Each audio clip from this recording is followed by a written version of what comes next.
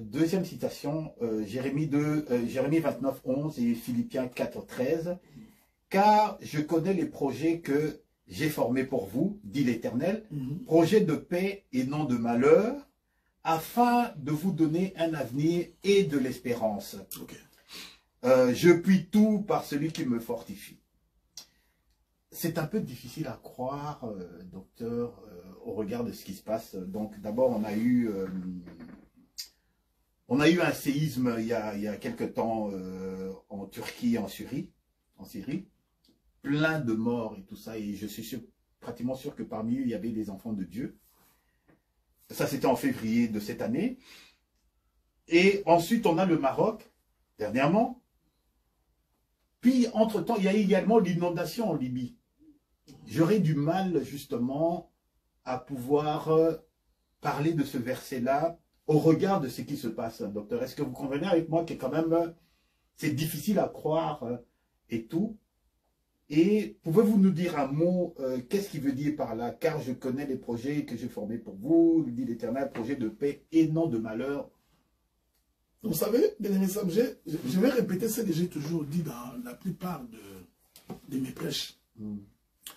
J'ai toujours dit que si quelqu'un comprend le jardin, il comprendra toute la Bible. Si quelqu'un ne comprend pas le jardin, c'est très très difficile pour lui. Les mondes pour lesquels Dieu avait créé Adam, c'était des jardins. Oui. En dehors du jardin, le monde existait. Hein? C'est important. Donc, Dieu planta un jardin en Éden. Et c'est dans ces jardins-là que Dieu mit toute la création. Ce que je dis est très profond. Je sais que beaucoup de gens risqueraient de ne pas bien me comprendre. Je voudrais dire ceci en passant. Vous savez, quand Dieu crée, il y avait des lions dans les jardins. Je vous informe qu'il y avait des lions en dehors du jardin. Ok. Donc, il y avait des animaux dans le jardin. Il y avait des animaux en dehors du jardin. Pour preuve, lorsqu'ils sont allés sacrifier, Abel a sacrifié un animal. Mais Abel est né en dehors du jardin. Donc, l'animal qu'Abel avait sacrifié, il l'avait trouvé en dehors du jardin. Je n'entre pas dans la prophétie des Écritures parce que ce que j'ai dit est très profond. Donc, je voudrais vous rappeler, c'est pourquoi quand tu lis la Bible, surtout la création, il ne faut pas la comprendre comme les livres de Tintin au Congo. J'ai toujours dit ça. C'est pas Kalao. L'Éternel a fait en sorte qu'il y ait des animaux dans le jardin, qu'il y ait des animaux en dehors du jardin. Parce que quand vous allez voir, quand Dieu a chassé Adam, Dieu ne l'a pas chassé avec des animaux. Non. Donc, Dieu a chassé Adam seul avec sa femme. Mais lorsqu'ils sont sortis en dehors du jardin, ils ont trouvé des animaux. Oui. Parce qu'ils ont continué à manger. Donc, ils ont trouvé de l'herbe, ils ont continué à vivre. C'est ici qu'il faut avoir l'intelligence pour comprendre la pensée de Dieu. C'est-à-dire que quand on est dans le jardin, c'est là qu'on est dans le monde de Dieu. Okay. Et c'est là-bas qu'il ne peut pas y avoir ni catastrophe, ni inondation. Qu'est-ce que je pourrais encore dire? Donc, il n'y aura pas de bouleversement, pas de tremblement de terre. Je parle des fils des prophètes, parce que nous sommes dans les jardins, nous sommes dans les territoires de Dieu. Mais dès que l'homme a péché, c'est ici. Parce que ce que nous vivons aujourd'hui, c'est la conséquence du péché.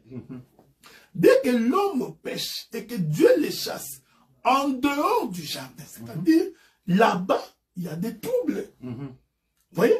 Donc, les lions qui commençaient à faire peur à Adam, ce n'est pas les lions qui étaient dans le jardin. C'était les lions qui étaient en dehors du jardin. Ces lions-là, dès qu'Adam le voyait, il devait fuir. Donc, cela veut dire en d'autres termes qu'en dehors du jardin, le monde extérieur, c'est la loi des talions. Ok. Ok? Donc, œil pour œil, dent pour dent, sauf que peu. Séisme, catastrophe, inondation, tout ce que vous voulez. Meurtre, tout. Ici, laissez-moi parler. Permettez que je parle comme un prophète. Je voudrais parler comme un prophète. Souffrez, je parle comme un prophète. C'est-à-dire que lorsque Adam est sorti du jardin, prophétiquement, Adam est allé trouver un peuple, un autre peuple, qui n'était pas dans le jardin. J'ai dit, je parle comme un prophète. Il faut me suivre attentivement parce que ça demande un enseignement pour que tu les saisisses. Maintenant, quand ils sont Adam, ici je voudrais dire que les autres animaux constituent les autres peuples. Maintenant, Dieu a voulu que celui qui est sorti du jardin diffère des animaux qui étaient en dehors du jardin. Il mit un signe sur Adam que j'ai appelé la peau de l'animal. Ok? C'est très important. Maintenant, c'est pourquoi l'Écriture dit, je vous laisse dans le monde, mais vous n'êtes pas du monde. Je vous ai envoyé comme des brebis au milieu de loups. La brebis ici, c'est Adam. Vous voyez? Au milieu de loups, soyez donc prudents, comme les serpents et simples comme la colombe. Donc, c'est normal qu'aujourd'hui, qu'il y ait séisme. C'est normal qu'aujourd'hui, qu'il y ait tremblement de terre. Parce que nous sommes en dehors du jardin. Mais nous avons la promesse. Ça, c'est moi qui dis. Aucun enfant de Dieu ne peut mourir en dehors du jardin sans qu'il ait cru à la parole. Donc, c'est pendant les séismes qui se passent au Maroc, il y en a certains qui sont morts, qui sont censés être enfants de Dieu. Je crois qu'ils devraient avoir cru avant de mourir. Okay? Donc, aucun enfant de Dieu ne peut mourir gratuitement, même s'il y a tremblement de terre. Donc, aujourd'hui, par exemple, si cette maison s'écroule et que je meurs, ma mort n'est pas une mort gratuite. C'est-à-dire, je meurs comme un enfant de Dieu qui a l'espérance de la résurrection. Donc, je meurs en paix, même quand ça vous fait mal, à vous. Mais moi, personnellement, je m'en vais en paix. Okay. D'accord. Alors, on arrive maintenant au troisième. Jean 10, 10. Le voleur ne vient que pour dérober, égorger et détruire.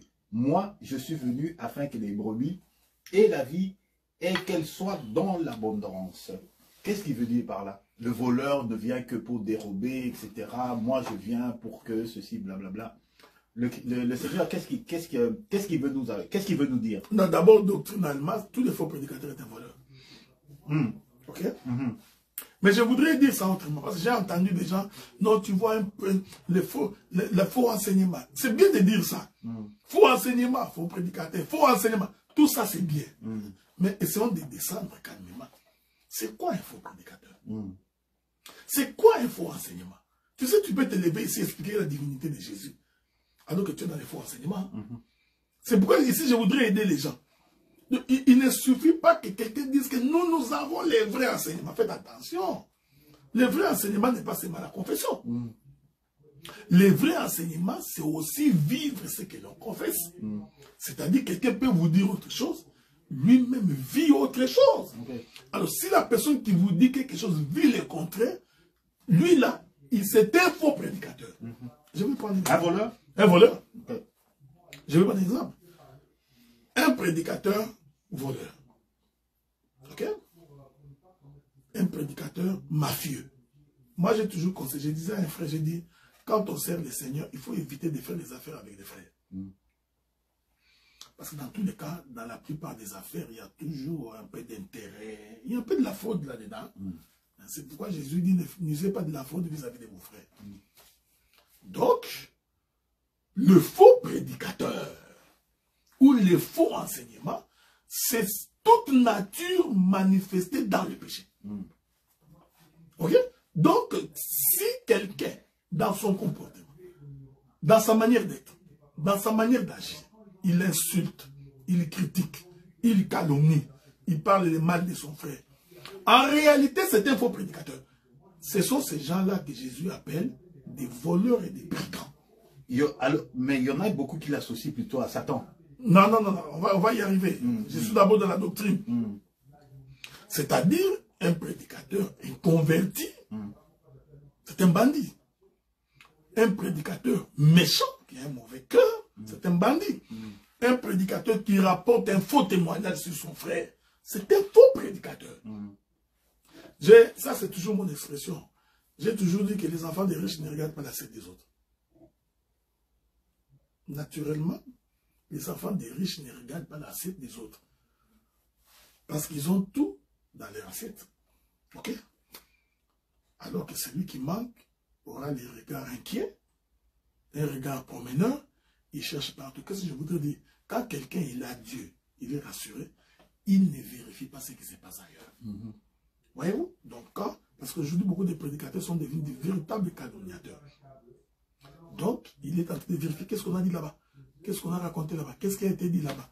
Donc, tu vois, ces regards-là prouvent que cet homme, son cœur, est à la recherche de quelque chose pour satisfaire son ego, au lieu de s'occuper de sa mission. Donc, quand Jésus parle des faux prédicateurs, non, il parle des bandits, des voleurs, des brigands, Jésus d'abord, quand il parlait comme ça, il voyait les pharisiens. Ok, c'est très important. Jésus voyait les pharisiens. C'est-à-dire ces gens-là qui prétendaient connaître Dieu, mais qui en réalité ne connaissaient pas Dieu. Ils s'habillaient en soutane, ils voulaient qu'on les appelle maîtres, rabbis, qu'on les distingue des autres. Je ne voudrais pas faire un enseignement là-dessus, parce que beaucoup de prédicateurs sont devenus comme ça. Donc, ils s'habillent toujours en costume, cravatés, donc même quand il fait chaud, il ne veut plus qu'on l'appelle frère, il faut l'appeler apôtre. Il faut l'appeler docteur. Bon, en fait, vous n'êtes pas différent des pharisiens. C'est très important. Et maintenant, ils portent des talites. Bon, ils sont dans les talites, dans les chapeaux. Donc, hein, vous voyez, même quand vous entrez à l'église, vous voyez qu'ils prennent les premiers sièges. Ils adorent les premiers sièges. Donc, moi, ça m'a toujours été... Vous savez, je ne voudrais pas citer les noms de ces frères-là. Vous savez, quand nous, on grandissait, c'était la simplicité. Hein. Les prédicateurs pouvaient se mettre dans la foule. Mais dès qu'il monte dans la chair, vous sentez que c'était un prédicateur. Ok? Les prédicateurs pouvaient se mettre derrière. Quand tu arrives comme ça à l'église, tu ne peux même pas savoir que c'est lui le prédicateur. Tu le sauras quand on va l'inviter pour venir prêcher. Donc nous étions confondus. D'ailleurs, j'étais en train de suivre mon bien-aimé, le docteur Régis de Bofanga. Donc je l'ai vu assis quelque part là dans la foule. J'ai encore béni le Seigneur. Parce qu'il y a encore des hommes comme ça. Donc, mais aujourd'hui, vous remarquez, même une petite église de 50-30 personnes, il y a toujours une chaise à côté du ministre. Et puis vous avez remarqué, hein, les ministres les plus considérés, entre guillemets, occupent les premiers sièges. Alors, les moins considérés ou les générations d'après sont derrière.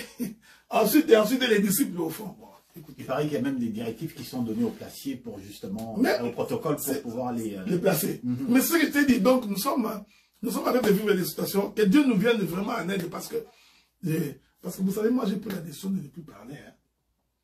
J'essaie de faire un effort pour ne pas... Parce que je dérange beaucoup, donc j'essaie de me concentrer sur le travail que nous faisons sur le terrain. Mais à un moment donné, ça vous révolte, quoi. Donc même on dit au protocole que quand un homme de Dieu vient, il faut le prendre là où il est, fais-le asseoir ici. Même quand l'homme de Dieu ne veut pas, le protocole va tellement insister. Au point où le protocole va te dire, si je ne t'amène pas là-bas, le pasteur va gronder sur moi. Mais c'est quoi cette histoire? Donc, vous voyez, c'est pour dire que aujourd'hui, nous voulons vraiment faire cette différence-là entre ceux qui servent Dieu et ceux qui ne le servent. Donc, le monde pour lequel Dieu a donné des services, ce sont les enfants de Dieu. Il ne s'agit pas de tout le monde. Alors, on passe à Proverbe 3.5. Confie-toi en l'Éternel de tout ton cœur et ne t'appuie pas sur ta sagesse. Entre-temps, il y a Proverbe 2.26 qui dit, en effet, c'est l'Éternel qui donne la sagesse, c'est de sa bouche que sortent la connaissance et l'intelligence. Si on met ces deux ensemble, c'est lui qui est l'artisan de l'intelligence et de la sagesse, n'est-ce pas? Oui. Parce que c'est lui qui donne ça. Mais en même temps, il me dit, ne t'appuie pas sur... je comprends qu'il dit, confie-toi dans l'Éternel, mais ne t'appuie pas sur ta sagesse. Est-ce que vous pouvez un peu nous expliquer un peu la nuance? Non, je crois que quand vous lisez le livre de Corinthiens, parce que je n'ai pas ma Bible avec moi, il y a une sagesse qui vient de Dieu, il y a une sagesse qui vient du monde. Ok. Ici, les sages voudraient tout simplement dire qu'il ne faudrait pas que l'homme se confie à la sagesse du monde, à la logique du monde. Mais faites confiance à l'Éternel. Dieu a dit aux enfants d'Israël, par la bouche de son serviteur Moïse, il dit, pourquoi ces cris, pourquoi c'est tumulte parmi le peuple? Dites-leur de garder calme et de marcher, l'Éternel Dieu combattra pour eux. C'est-à-dire que lorsqu'on marche sur le chemin de la foi, il faut faire confiance en ce que Dieu a dit. Même si les données de la société semble marcher à contre-courant de ce que tu penses. Mais il faut croire que ce que Dieu a dit est vrai. Je voudrais donner un exemple. Je l'avais donné le dimanche passé quand j'étais à Montréal. Lorsque Israël est arrivé devant Canaan avant d'entrer, Moïse va envoyer 12 espions pour aller explorer le pays. Les 12 espions sont revenus. 10 ont dit à Moïse, nous sommes entrés, le pays est bon, ça coule, le lait et le miel.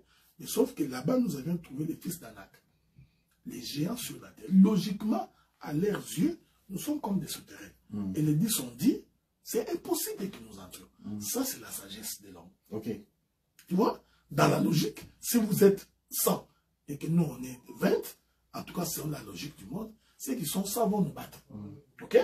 Donc, le plus nombreux vont...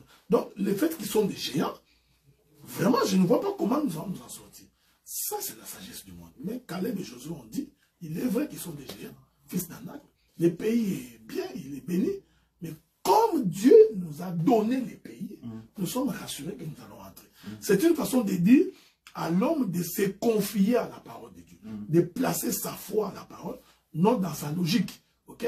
J'ai 65 ans, là j'ai avancé, il est impensable que je me marie. La sagesse humaine dit que à 62 ans, 65 ans, 66 ans, la femme est ménopausée. Elle ne peut pas avoir des enfants. Ça, c'est la sagesse de l'homme. Mais la sagesse de Dieu dit, même à 90 ans, Sarah a conçu, il a donné un enfant. Okay. Ouais? Donc, c'est ce que Dieu nous enseigne. C'est-à-dire de ne pas nous confier. Ah, tu vas voir un médecin. Le médecin dit, tu as attrapé un cancer, dans les 6 mois, tu mourras. Ça, c'est la sagesse de l'homme. Nous avons vu déjà à qui le médecin a dit, tu mourras dans 6 mois, et ils vivent jusqu'à aujourd'hui. 20 ans après, la personne vit toujours. Donc, confiez-vous à ce que Dieu a dit, et vous réussirez. Amen. On passe à Matthieu 28, 19. Allez, faites de toutes les nations des disciples, les baptisant au nom du Père, du Fils et du Saint-Esprit. N'est-ce pas? Oui. Bien. Ça, c'est le Seigneur qui parle. Ah, bien sûr.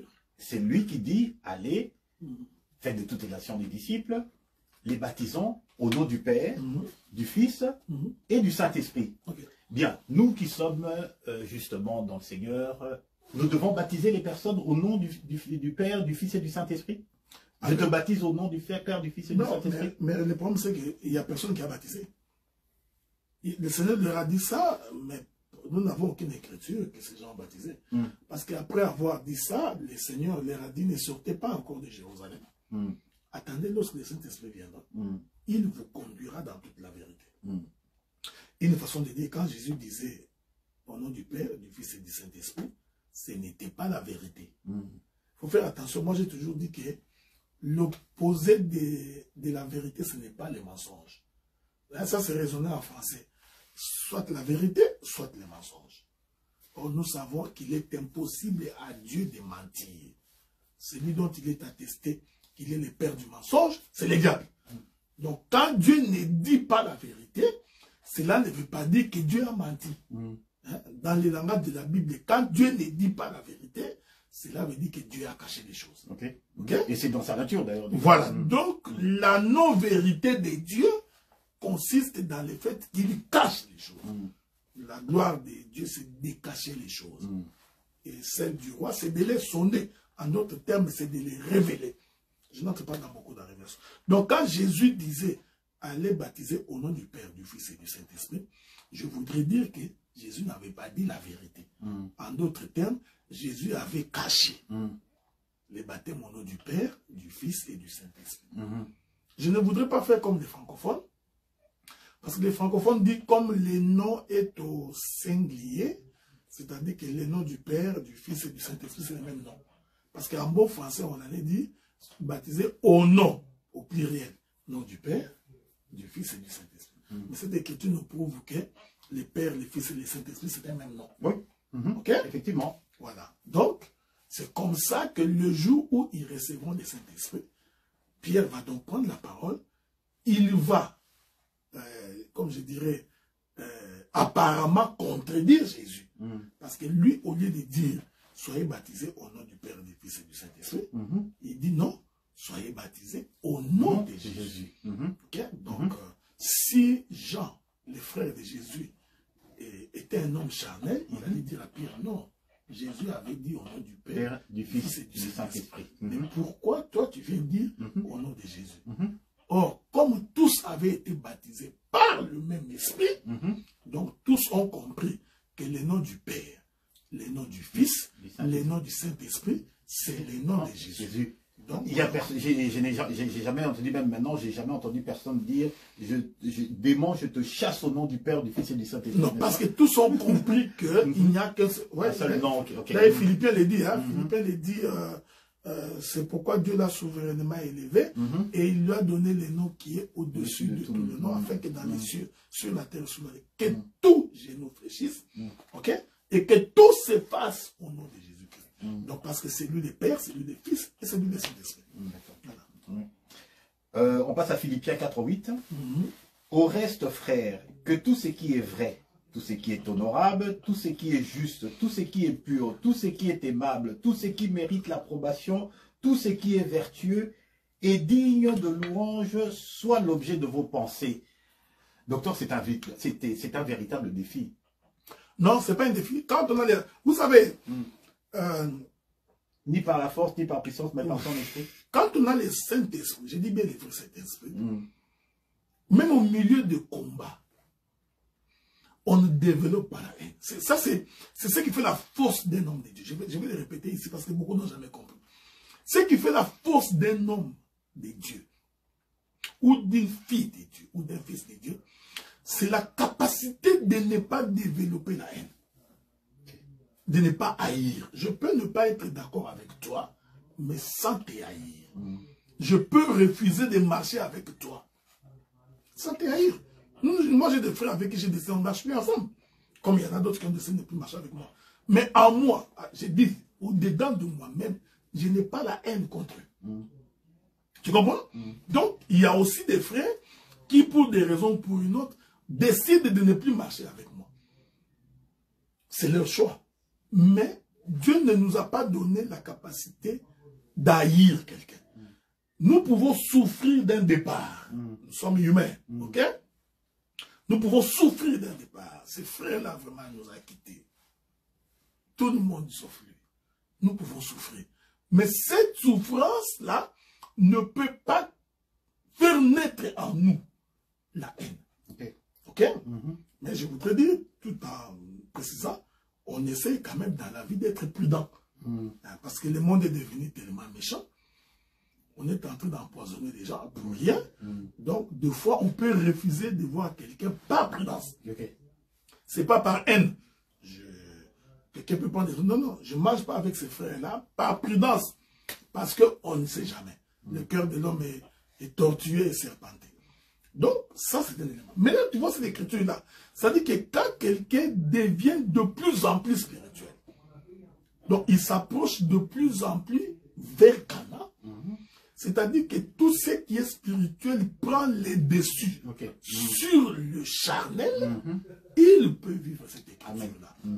C'est-à-dire que dans sa bouche, il ne peut que bénir. Dans sa bouche, il ne peut que dire de bonnes choses. Son cœur ne peut qu'aimer. Son cœur ne peut qu'avoir de la compassion. Mais comme je disais, cela n'exclut pas la prudence. On essaie d'être prudent. Donc, ça, c'est un travail. Et des gens qui ont cette disposition-là, ils réussissent toujours. Ça, je vous dis, quand quelqu'un a une disposition de ne pas haïr, je vais donner un exemple. Si moi, j'étais, par exemple, en réalité, qui est en train de souffrir? Ce n'est pas toi, c'est moi. C'est toi. Parce que chaque fois que tu me vois, peut-être que moi, je ne suis même pas conscient. Tu vois?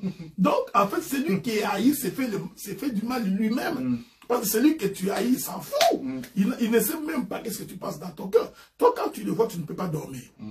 Quand tu le vois, ton cœur est en train de souffrir. C'est toi qui vas avoir la gastrite. Tu auras la maladie d'estomac. Et finalement, tu risquerais de faire un AVC. Ok? Donc, quand tu le verras prospérer, ça va t'énerver davantage. Parce que c'est la haine qui fait ça. Quand tu le verras avancer, ça te fera de la peine. C'est comme ça que beaucoup de gens ont des difficultés. Même quand il a échoué, il ne peut pas faire marche arrière. Parce que son cœur est rempli. Il s'est dit, cet homme-là, je le déteste à mourir. Donc, j'ai toujours donné un conseil aux gens. Donc, même si on vous haït, ce n'est pas grave. Pour autant que vous n'avez pas péché, prenez la disposition de toujours avoir des bons sentiments. Et l'Éternel combattra pour vous et il vous relèvera toujours. C'est ça. D'accord, on passe rapidement à Philippiens 4:6. Ne vous inquiétez de rien, mais en toutes choses, faites connaître vos besoins à Dieu par des prières, des supplications, des actions de grâce.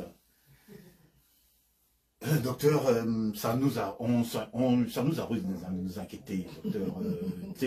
Avec tout ce qui se passe dans le monde, avec dans le monde dans lequel on vit, Seigneur, docteur, il y a des sujets d'inquiétude. Ok. D'accord? Mais par contre, le Seigneur, il dit, ne vous inquiétez de rien. C'est pas facile. Non, mais c'est facile avec Dieu. Mais il y a des mots. Écoutez, ça c'est un verset. Il y a aussi des versets où il dit que dans leur détresse, ils invoquèrent l'Éternel. Donc, quand quelqu'un est dans la détresse, bon, il va s'inquiéter, il va invoquer Dieu. Mais il faut toujours avoir l'idée que ce n'est pas le fait de m'inquiéter qui changerait quelque chose. D'accord. Le problème, c'est quelle disposition prendre quand j'ai des inquiétudes. Ok. Donc, l'inquiétude, ne vous étonnez pas si l'inquiétude vient en fonction d'une circonstance, mais ceci dit, quelle va être ma position face à cela? C'est ça qui est important. C'est ce qui est important. Okay. Quelle disposition de cœur tu prends quand tu as des difficultés, quand tu as des problèmes? Qu'est-ce que tu fais? Quel est ton regard? Moi, j'ai toujours été contre les gens qui ont des visions fataliques. Donc, les défaitistes, je ne les aime pas beaucoup parce que ce sont des gens qui vous retardent dans la marche. Lui, il ne voit l'avenir qu'à la longueur de son nez. Il ne va pas plus loin que ça. Bon, bien que cette expression-là est beaucoup plus pour les Blancs parce qu'ils ont les nez un peu allongés. Comme ça, avec ses yeux, ils peuvent voir. Mais nous qui avons les nez aplatis, des fois, on ne voit même pas les bouts des doigts. Donc, c'est pour dire que, quelle que soit la souffrance, quels que soient les problèmes, quelle que soit la difficulté, quels que soient les moments difficiles que tu traverses, quand tu es rassuré de celui auprès de qui tu as cru, tu dois savoir que Dieu va toujours te relever. Mais j'ai toujours dit aux gens, il faut écouter les Saint-Esprit pour te relever. Okay? Il faut toujours, quand tu sens quelque chose qui te dit, va dans cette direction, il faut avoir la sensibilité d'écouter pour te relever. Okay? Donc il faut avoir la sensibilité d'écouter pour te relever. Quand tu sens que tel projet ici, je l'ai tenté plusieurs fois, ça n'a pas marché, et que Dieu te donne une orientation, il faut tenter l'orientation. J'aime toujours ce que les mondains disent, qui ne risque rien, n'a rien. Donc, si Dieu n'avait pas risqué de donner son fils, il n'allait pas nous avoir. Donc, c'est une façon de dire que les inquiétudes peuvent arriver, mais il faut toujours se dire, personne n'est resté dans la fosse sans sortir. Tous ceux qui sont descendus avec Dieu dans la fosse, ils se relèvent toujours. D'accord. Romains 8, 28 et Jacques 1, 3. Nous savons du reste, ça c'est très populaire, que toute chose concourt au bien de ceux qui aiment Dieu, de ceux qui sont appelés selon son dessein. C'est toujours le cas, toute chose concourt au bien de ceux qui aiment Dieu, de ceux qui aiment tout. Donc une mère qui est en train de pleurer son enfant nouveau-né, vous allez lui dire toute chose concourt au bien de ceux qui aiment Dieu et tout. Vous voyez quand même que quelquefois c'est difficile à avaler tout ça, docteur. J'aime la façon dont tu poses la question. Mais quand tu aimes Dieu, tout concourt. Écoutez, je voudrais. Vous savez, des fois, nous disons des choses que nous comprenons. Et il continue, justement, vous allez renchérir également, sachant que l'épreuve de votre foi produit la patience. Donc, mettez les deux ensemble et puis parlez-nous, docteur. C'est ce que je dis. Donc, tout concourt pour les vies de ceux qui aiment Dieu. D'abord, avant de commencer par là, il faut d'abord commencer par dire, qu'est-ce que c'est aimer Dieu? Ok? Pour que tu considères que tu aimes Dieu et que ce qui t'arrive là, c'est parce que tu aimes Dieu. Donc, aimer Dieu, ce n'est pas une déclaration. C'est ce que Job avait dit. Job dit ceci. Il dit, vraiment, j'ai examiné mes voies. La manière dont je me suis comporté. Et j'ai trouvé qu'il n'y a aucun péché à moi. Ok? C'est à lui qui va confesser. En tout cas, puisque je n'ai pas offensé Dieu, donc mon Rédempteur s'élèvera les derniers. Donc, ceux qui aiment Dieu, ce sont ces gens qui n'offensent pas Dieu. Oui, mais avant d'arriver à mon Rédempteur, c'est vrai, il y a tout un parcours. Mais il a demandé à Dieu de venir s'expliquer. Oui, c'est ça que je dis pas. Pourquoi? Parce qu'il s'était rendu compte qu'il n'a pas offensé Dieu. Maintenant, qui n'a pas offensé Dieu, il a compris que bon, ce qui arrive ici, Dieu l'a voulu, il dit à sa femme, je suis né nu, je mourrai nu, je rentrerai nu. Parce que pourquoi il avait dit ça? Parce qu'il avait réalisé qu'en fait, je n'ai rien fait qui puisse offenser Dieu. C'est là où j'ai toujours dit aux bien-aimés que quand tu recherches la bénédiction de Dieu, il faut d'abord te rassurer que dans ta manière d'être, tu n'as pas offensé le Seigneur. Parce que si tu as offensé le Seigneur, en réalité, tu viens de t'ouvrir toi-même la porte de tes combats. Donc, c'est un élément. À ce moment-là, lorsque tu considères que le combat que tu as, c'est parce que tu as offensé Dieu, il faut demander pardon et réparer. Je donne un exemple. Donc, c'est toi qui as décidé d'aller boire dans une boîte de nuit. Où tout le monde boit et devient ivre. Quelqu'un prend une bouteille et te tape à la tête et une veine se coupe. Tu ne diras pas que ça, c'est pour les concours de ceux qui aiment Dieu. Même si tu vas à l'église. Parce que les gens qui aiment Dieu ne vont pas dans des boîtes de nuit. Tu comprends ce que je dis? Donc, vous décidez, vous, d'aller voler l'identité des gens, faire des fausses cartes de crédit, commencer à commander des histoires en ligne au nom des gens. La GRC est en train de vous poursuivre petit à petit. On vient vous attraper, vous retrouver en prison. Mais cette souffrance-là n'a rien à voir avec les gens qui aiment Dieu. Donc c'est pourquoi c'est important. Vous savez, nous déclarons des versets des fois que nous ne comprenons pas. Donc aimer Dieu, c'est d'abord respecter sa parole. À ce moment, lorsque vous vous rendez compte que je n'ai rien fait, je n'ai commis aucun péché, je n'ai pas offensé Dieu, mais un malheur vient de m'atteindre. Alors à ce moment-là, tu peux dire, tout ça, c'est parce que Dieu l'a voulu. Mais il y en a d'autres qui arrivent parce que c'est toi-même. Je prends l'exemple. Jonas qui est avalé dans un poisson, dans le ventre du poisson. Je prends ça par l'exemple. Jonas n'allait pas dire que le poisson m'a avalé gratuitement, je n'ai rien fait. Non. Dieu lui avait dit, va à Ninive. Il a emprunté, il n'a pas. Donc, les tribulations là, il vient d'offenser Dieu. Donc, tout concourt pour le bien de ceux qui aiment Dieu. Aimer Dieu, c'est d'abord vivre sa parole. Une fois que tu vis la parole. C'est pourquoi moi j'ai toujours cette expression-là que j'ai toujours dit. Vous savez, des fois quand j'ai pris le Seigneur, j'ai dit ceci, j'ai dit, Dieu, si dans cette affaire je suis fautif, Éternel Dieu, aide-moi à pouvoir demander pardon à mes rêves. Mais si je suis innocent dans mon esprit, que je n'ai rien fait, alors Éternel Dieu, il faut que tu défendes ma cause. Parce qu'il est écrit, Dieu ne tiendra pas un innocent pour coupable. Voyez-vous? Donc, c'est ça, tout concourt pour le bien de ceux qui aiment Dieu. Je vais donner un autre exemple. Mais tu sais, tu peux avoir donné naissance à un enfant, tu l'aimais bien. Ok? Dieu savait par exemple que cet enfant-là, à 6 ans, il va attraper la sorcellerie. Il vous rendra la vie difficile. Peut-être que toi, tu ne comprends pas ça. Dieu peut décider que cet enfant-là doit mourir. Je disais à des gens que Dieu est capable de tuer toute une ville pour le bien de son enfant. Naturellement, ça te ferait de la peine. Ok? Tu peux également tenter une entreprise, des bonnes guerres. Tu tentes pour t'en sortir. Tu investis de ton argent, mais ça ne marche pas. Tu observes tes voies, tu te dis, mais je n'ai rien fait. Pourquoi ça ne marche pas? Il est possible que Dieu t'a préservé de quelque chose qui pouvait t'arriver plus tard dans la vie. Il va empêcher, comme il avait empêché à l'âne de Balaam d'avancer. Ok? Donc ça peut arriver. Ça peut arriver que l'enfant à qui tu donnes naissance maintenant, c'est un enfant qui va devenir un koulouna, qui va t'apporter beaucoup plus de remords que de bénédictions. Dieu peut décider qu'il meurt avant. Donc, pour autant que tu vis dans le Seigneur, eh bien, tu concours pour les bien de ceux qui aiment Dieu. Donc voilà un peu ce que je pouvais dire là-dessus. Romains 3, 23. Car tous ont péché, sont privés de la gloire de Dieu. D'accord? On sait que le péché est entré par un seul homme, et c'est pour ça que c'est par un seul homme que le péché est ôté. Nous sommes privés de la gloire de Dieu, en ce sens que nous sommes privés de tous les bienfaits qu'on avait. C'est en ce sens-là, nous sommes privés de tous les bienfaits qu'on avait dans le jardin. Exact. Ok, c'est ça en fait.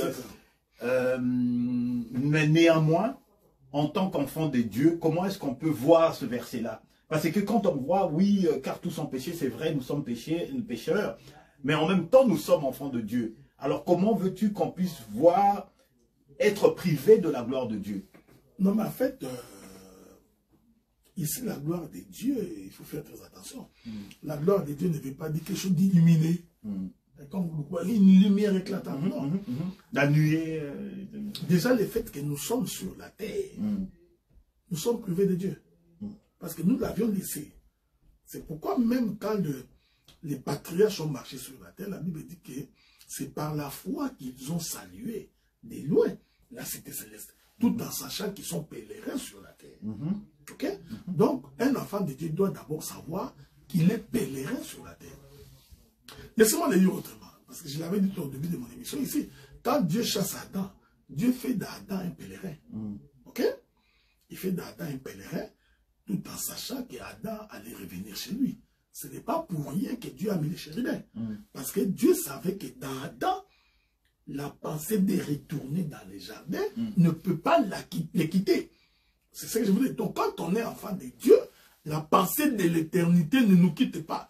Donc, même quand bien que Adam a eu des enfants, patati patata, je voudrais le dire autrement, parce que cet Adam-là qui sort, c'est ça Israël qui rentre à Canaan.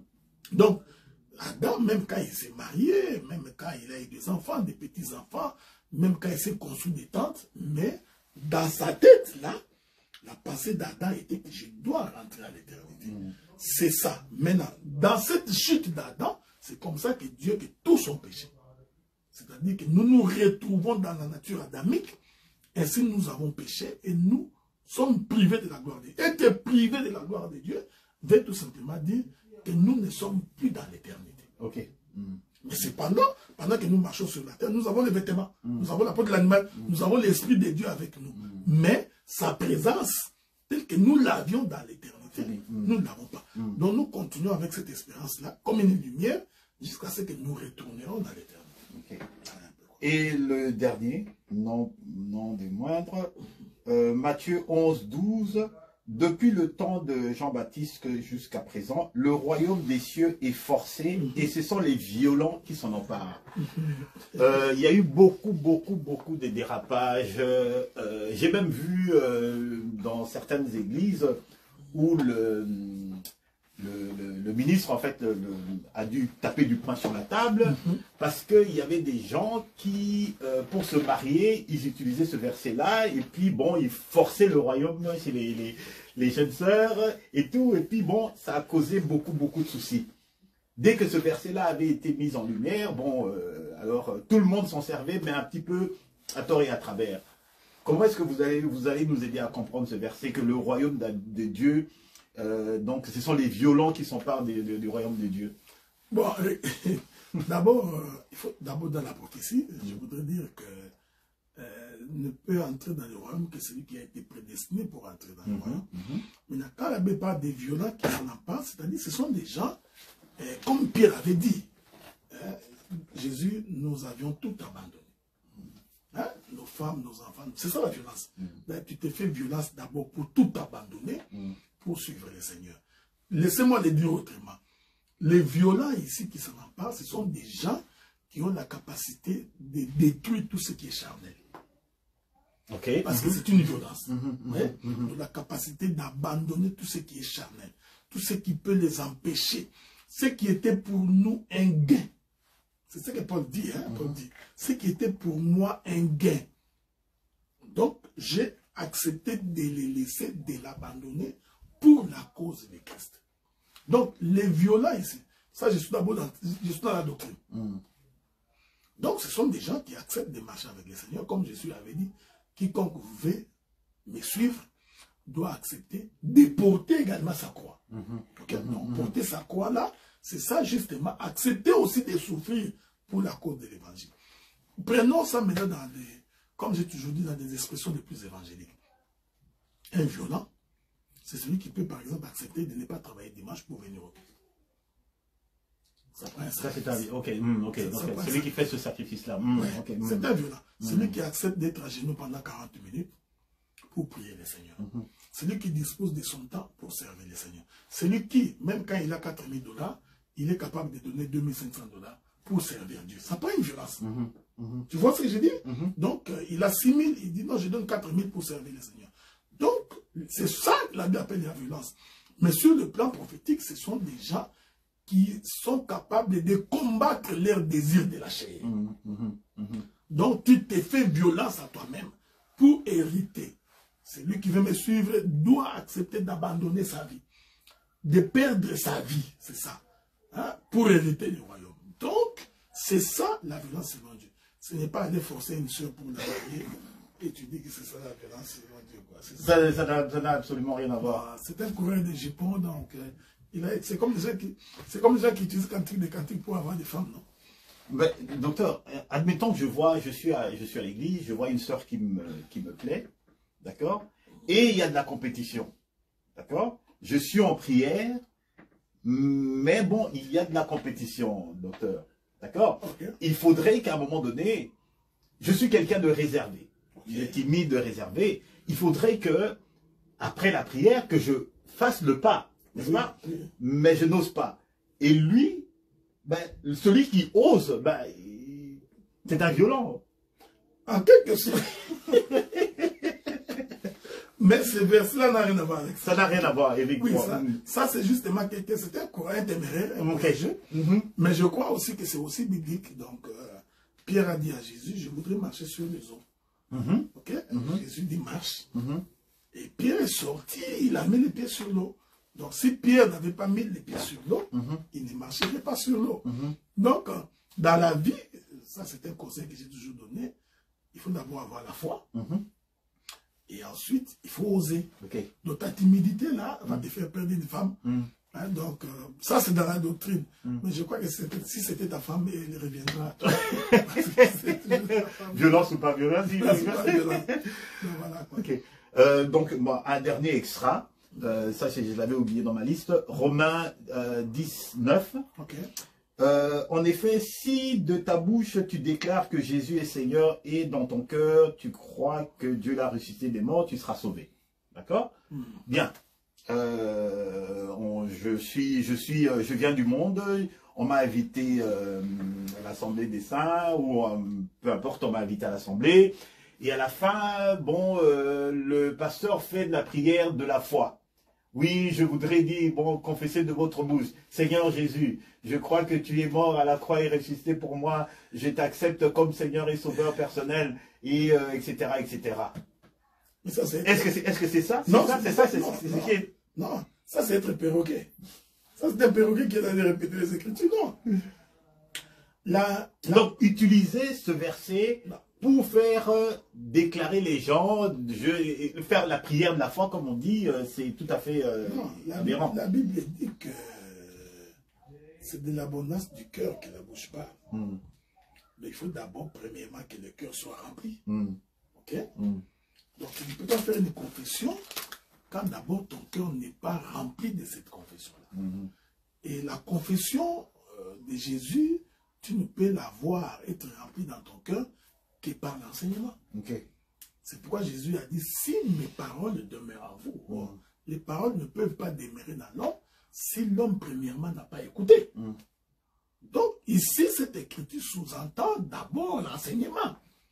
C'est cet enseignement-là qui fait que ton cœur est rempli de l'enseignement de Christ. C'est quoi?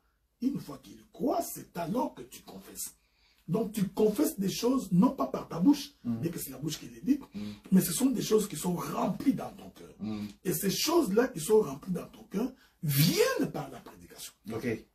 Je voudrais ici ouvrir une parenthèse et la fermer, c'est-à-dire que si l'Église n'a pas d'enseignement, si les prédicateurs des églises sont incapables de maintenir un enseignement, ainsi l'Église n'aura pas la foi. Même si vous vous mettez, tu vois, j'ai la foi, j'ai dit que Dieu va te sauver. Non, non, non, non. La foi doit venir par l'enseignement. Aujourd'hui, les gens ont inversé, comme j'ai toujours dit, mettre la charrue avant le bœuf.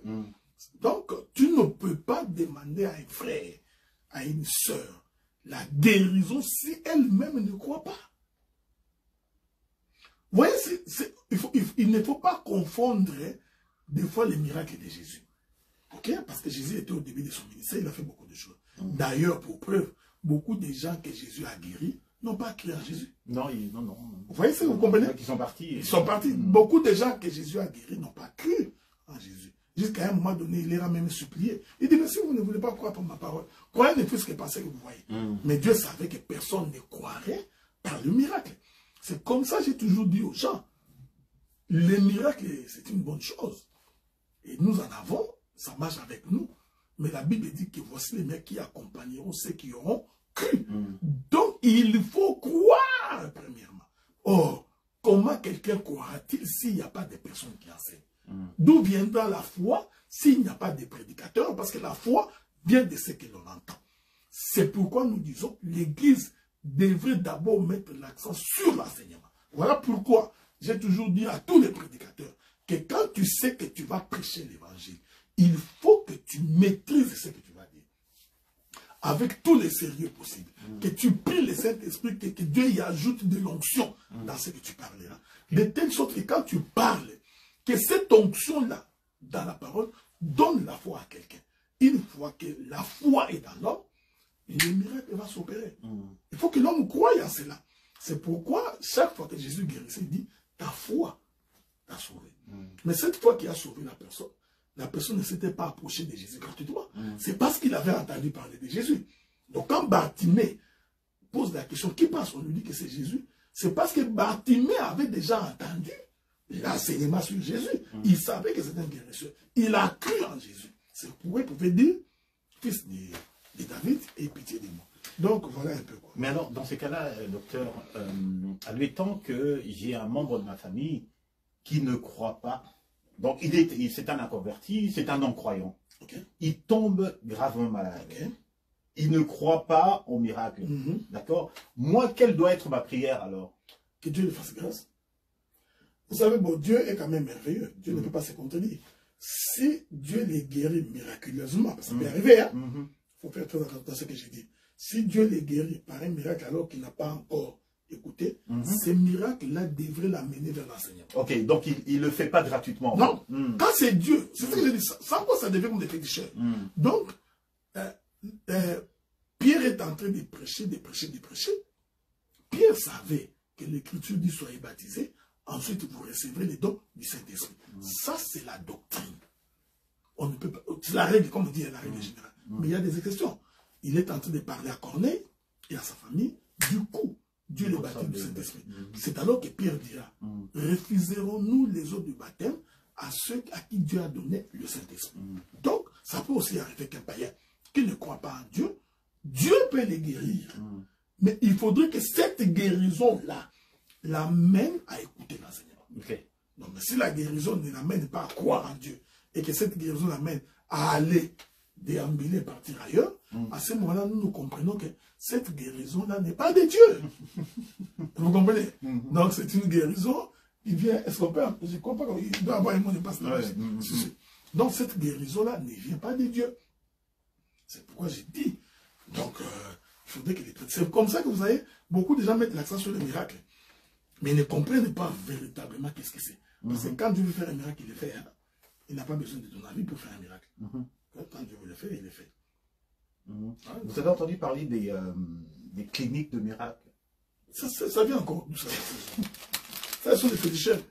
Non, mais c'est-à-dire que, admettons que une église décide qu'aujourd'hui c'est la journée miracle et guérison et tout, on demande à ce que les gens qui sont malades viennent par exemple quelques heures avant pour pouvoir au moins, païens et autres, hein, pour pouvoir avoir au moins un enseignement. Okay? Parce qu'il y a des gens qui effectivement qui viennent dans les assemblées, parce qu'on avait remarqué dans certaines assemblées, il y a des gens qui viennent simplement parce que, moi-même j'ai vu ça il y a un jour, dans une assemblée, la personne est arrivée parce que son enfant était malade. Tu comprends? Elle, dans sa tête à elle, c'est parce qu'on a dit, dans cette église-là, on fait des miracles. Quand elle arrive, et puis c'était d'abord l'enseignement, prédication et tout ça, elle était impatiente, et chaque fois elle sortait, mais c'est quand est-ce qu'on va faire les miracles? C'est quand les miracles? C'est quand les miracles? Et à la fin, elle est partie déçue, parce qu'elle a dit, bah écoutez, regardez, je m'en vais, parce que là, on dirait que vous avez vendu quelque chose de faux. Mais vous lui avez vendu quelque chose de faux, justement. Vous lui avez vendu. L'église peut organiser une prière dans ce sens-là. Surtout s'il y a des besoins dans l'église. C'est ce qui va arriver à Montréal le 24. Non, dimanche le 24. Le dimanche le 24, à Montréal. 24 de ce... Oui, de ce mois, le 24 septembre-là. De 11h30 à 13h30. Donc, il y a une journée spéciale où nous prierons pour des cas. Ok. Ok? Nous vous invitons à venir, nous allons prier, tout en croyant que le Dieu que nous servons a la capacité d'agir. Ok. Ok? Mais la question c'est qu'il faudrait que celui qui s'approche de Dieu croit que Dieu existe et qu'il est le rémunérateur de ce qu'il invoque. Donc, mais nous ne vendons pas les miracles. Ok. Ok? Donc, nous ne vendons pas des miracles païens. Qu'est-ce qu'on leur dit? Qu'est-ce qu'on leur dit pour qu'ils viennent? Nous leur disons que nous avons un Dieu qui agit. Nous avons un Dieu qui guérit. Et ensuite, nous allons leur dire que pour que Dieu te guérisse, il faut croire en ces dieux. Ok. Ok? Donc, si tu ne crois pas en ces dieux, si tu ne crois pas à l'évangile que nous prêchons, nous pourrons prier et rien ne va se passer. Il faut vraiment que tu croies que le Dieu que nous servons, c'est un Dieu vrai, c'est un Dieu qui agit. Une fois que vous y croyez, nous allons prier, ok? Et nous le faisons par besoin de l'Église. Ok. Ok? Donc, parce qu'il y a une nécessité. Nous ne le faisons pas en termes de marketing. Jusqu'à ce que nous pourrons, comme on dit, tu vends du vent. Pour le faire endormir, ensuite leur demander des offrandes. Ça, nous ne le faisons pas. Et nous disons que c'est le Seigneur qui guérit. C'est Dieu qui décide de la guérison. Nous prions, mais Dieu qui décide. Nous déclenchons, mais c'est Dieu qui agit. Donc nous prions pour toi. Et si Dieu voudrait que tu sois guéri instantanément, tu seras guéri instantanément. Comme si, c'est pas aussi que Dieu voudrait que tu sois guéri sur le chemin. Ça, c'est aussi Dieu. Donc, mais nous te demandons tout simplement de croire au Seigneur. Donc, venez les dimanches 24 septembre, donc de 11h à 13h30. Ça, c'est à Montréal. Boulevard Saint-Laurent. L'adresse, oui. 96-97, local 301, au 3e niveau. Donc, vous trouverez les serviteurs qui vont faire un grand travail ce dimanche. Et nous souhaitons que vous y soyez, parce que, bon, moi, personnellement, je ne serai pas là. Mais nous vous invitons à être là, parce que le Seigneur fera des grandes choses avec vous. Voilà. Alors, c'est Cyclo, donc l'émission. Pour terminer sur une note décontractée, justement à propos de ça, j'ai entendu il se fait appeler, quelqu'un qui se fait appeler prophète des nations, je crois, donc sur les médias. Il a dit ceci, il a dit que par prudence, lorsqu'ils font des campagnes comme ça, donc des évangélisations de miracles et tout, donc de guérison, quand ils sont en Europe, le langage est différent. Ils ne vont pas dire aux gens, oui, venez, voilà, voir les miracles, etc., etc. Non, non, il dit simplement, venez voir. Il a dit que, parce que l'Européen, enfin le Blanc, quand tu l'invites en disant, oui, voilà, allez chercher vos malades, ils vont aller sortir des gens de l'hôpital, ils vont les emmener, et s'il ne se passe rien, ils vont vous poursuivre. Elle dit que ça, ce genre de langage, vous mettez dire ça chez nous. Vous pouvez dire. Elle dit par prudence. Est-ce que vous savez qu'à l'époque de Jésus, Jésus n'a pas guéri tous les malades. Non, effectivement. Il n'a pas fini de guérir tous les malades qui étaient dans la ville. Donc, mais il n'y a pas un seul malade pour lequel il a prié qui n'a pas guéri. Non, mais oui, c'est ce que j'ai dit. Donc, tous ceux qui sont venus sont guéris, mais il n'a pas guéri tout. Même, vous savez, même il y a un jour, Paul était en train de vouloir entrer dans une ville.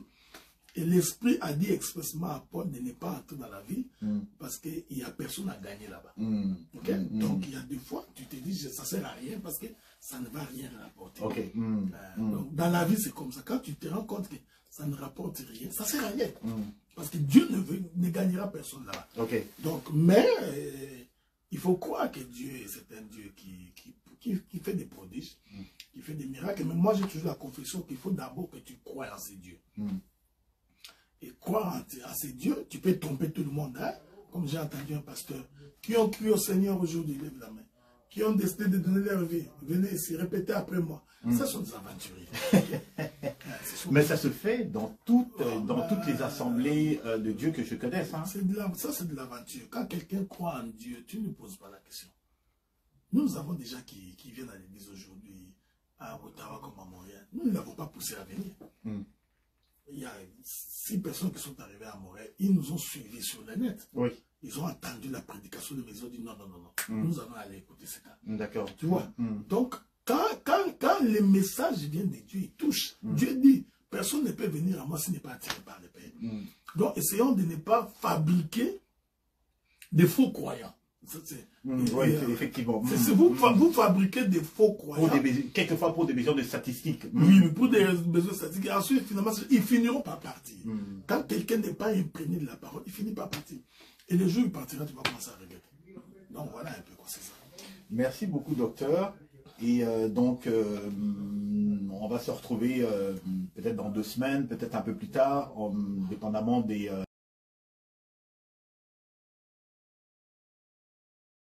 Nazako matangai,